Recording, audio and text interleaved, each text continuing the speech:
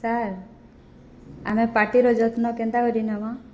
नमस्कार मुझे डॉक्टर रमणा ज्योति पाणिग्राही डॉक्टर अच्छे हैप्पी डेंटल केयर पाटनागढ़ रे पाटीर जत्न आमे केन्ता करी नेमा आज ई बाबद रे आमे कथा हेबा। फास्ट कथा होचे आपनकर मुख गह्वरर स्वास्थ्य होचे आपनकर शरीर स्वास्थ्यर गोटे दर्पण। बहुत प्रकार प्रॉब्लम भितरु मेनली आमर पाटीर दुईटा प्रॉब्लम हेसी जेनटा कि पहलाटा होचे दांत क्षय होबाटा। दांत क्षय होबार प्रमुख कारण होचे जीवाणु माने आमर दांत के अटैक करसन जार फल रे आमर दांत रे केरिस किंबा पोको खाला बोले आमे साधारण भाषा रे कहसु। आ दुई नंबर होचे जेनटा कि आमर माढ़ी प्रॉब्लम होबाटा। सेटा आमर दांत बहुत मयला रहबार द्वारा आमर माढ़ी प्रॉब्लम होबार चांसेस अधिका थिसी। आउ आमर पाटीर लागी काଣା कले भल आउ काଣା नहीं कले भल सर? अच्छा पहला कथा आमे सुषम खाद्य खावा कथा। सुषम खाद्य रे फल पनीपरिबा तटका खाद्य सब खामा।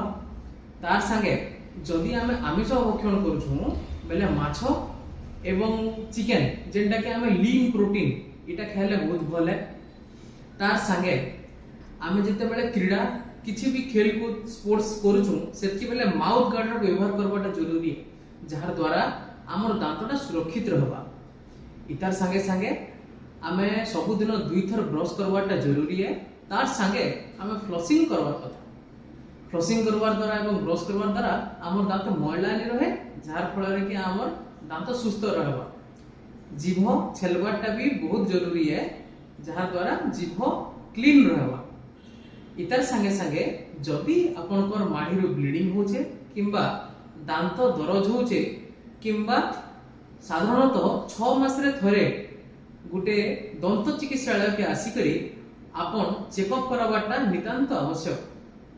आ काना काना नहीं करबार कथा सेतिरे सर्वप्रमुख होचे धूम्रपान एवं पान गुटका ई दुईटा जिनिस रु आमे निवृत्त रहबाटा बहुत जरूरी।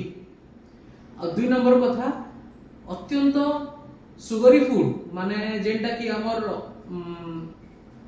चीनी जातीय खाद्य एवं अम्ल जातीय खाद्य एसिड फूड ई दुईटा खाद्य रु आमे टिके जदि दूरे रहमा अत्यधिक सेवन नहीं करमा बेले हमर दांत सुरक्षित रहबा सुस्थ रहबा। आपनकर मुख गह्वरर स्वास्थ्य